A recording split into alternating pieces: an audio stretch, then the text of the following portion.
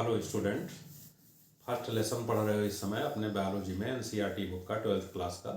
इस first lesson में आज हम तुम्हें एक नई टॉपिक समझाएंगे। जो नई टॉपिक समझाएंगे इस टॉपिक का नाम है परागण। इंग्लिश में इसको पॉलिनेशन कहते हैं। तो हम इस समय जो पढ़ने जा रहे हैं वो परागण पढ़ने जा रहे हैं। इंग्लिश में पॉलिनेशन पढ़ने जा रहे हैं। क्या होता है पॉलिनेशन समझने की कोशिश करो। ये फ्लावर का फीमेल सेक्स ऑर्गन है। फीमेल सेक्स ऑर्गन को गाइनोइशियम कहते हैं। ये गाइनोसियम का टिप है, शीर्ष भाग है, इसे हम स्टिग्मा कहते हैं। ये स्टाइल है, ये नीचे की तरफ ओवरी है। इस ओवरी के भीतर ये दानेदार रचना है जिसे हम ओव्यूल कहते हैं। ऐसा तुम पिछले हमारे लेक्चर में पढ़ चुके हो। ये ओव्यूल दिखाई दे रहा है।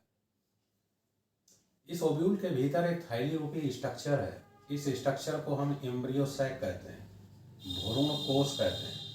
ऐसी तुम्हारी स्टडी हो चुकी है। हमारे पिछले लेक्चर को देखोगे और उन सीरीज को जोड़ करके अगर देखोगे तो सारे टॉपिक तुम्हें 100% क्लियर हो जाएंगे। इतनी बात तुम्हारे समझ में आना चाहिए। ये फ्लावर का मेल सेक्स ऑर्गन की यूनिट है। इस यूनिट को स्टेमन कहते हैं। स्टेमन के टिप से देखो ये परागकण बन रहे हैं, ये पॉलन ग्रेन बन रहे हैं।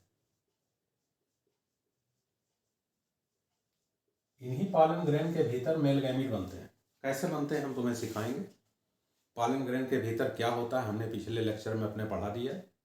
ये जो पॉलन ग्रेन यहाँ पर बनते हैं ये इस फ्लावर के स्टिग्मा पर आते हैं, यानी यहाँ से ट्रांसफर होकर इस स्टिग्मा पर आते हैं। ये देखो आ गए। स्टिग्मा पर परागकण के आने की प्रक्रिया को,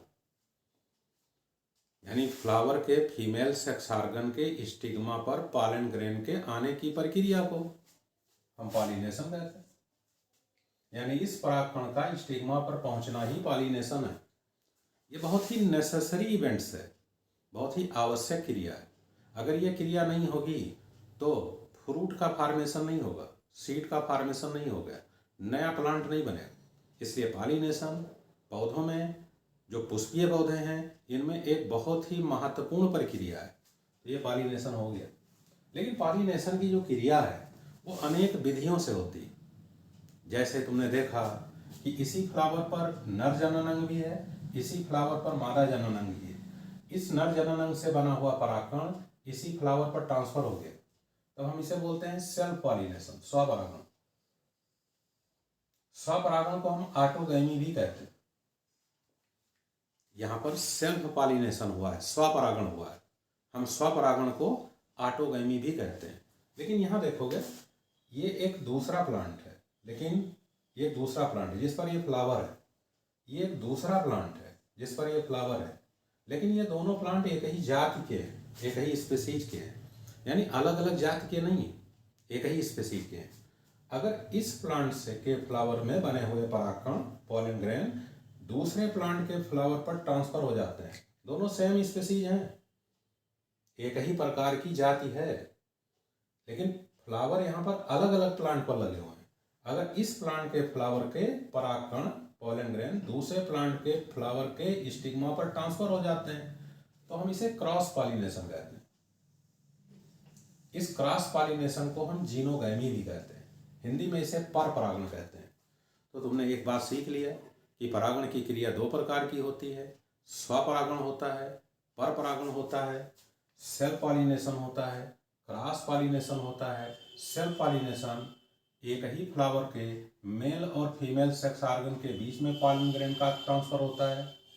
क्रॉस पॉलिनेशन दो प्लांट हैं जिन पर फ्लावर लगे हुए हैं, लेकिन ये दोनों एक ही जाति के हैं। यहाँ से परागकण का ट्रांसफर दूसरे फ्लावर पर होता है, हम इसे क्रॉस पॉलिनेशन कहते हैं।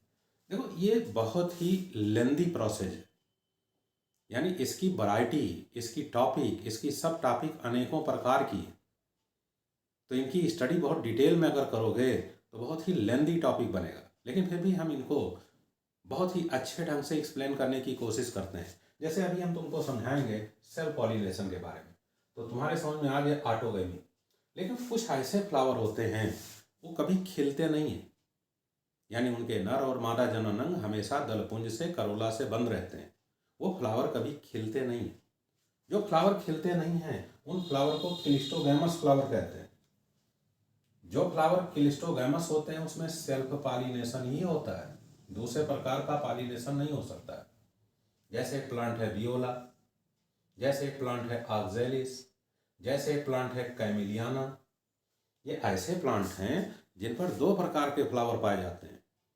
एक ऐसे फ्लावर होते हैं जो खिलते हैं, जो फ्लावर खिलते हैं उनको हम कैस्मोगैमस फ्लावर कहते हैं।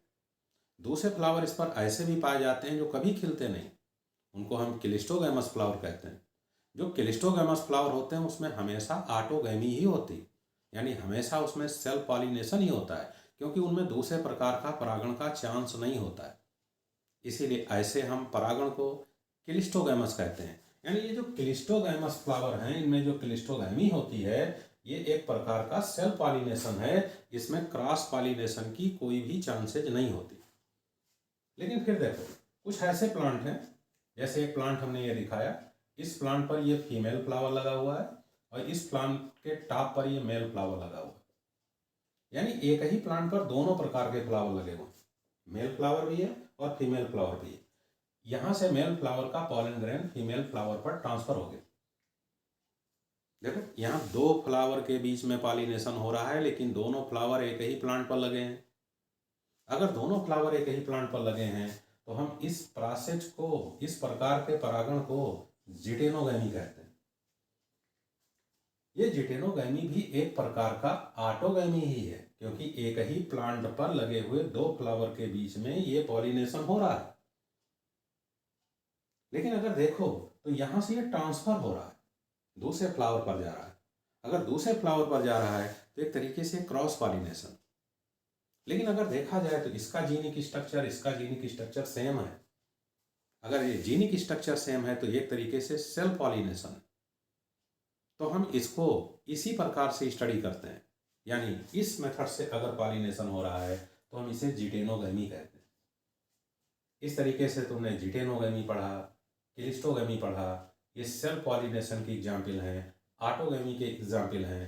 क्लिस्टोगैमी हमने तुमको समझाया वियोला प्लांट में, ऑक्जेलिस प्लांट में, कैमिलियाना प्लांट में। जिटेनोगैमी हमने तुमको समझाया कद्दू के पौधे पर, कुकुरबिटा के प्लांट में। इस तरीके से तुमने ऑटोगैमी भी समझ ली और जिटेनोगैमी भी समझ ली, यानी ये ऑटोगैमी भी समझ ली और ये जिटेनोगैमी भी समझ ली।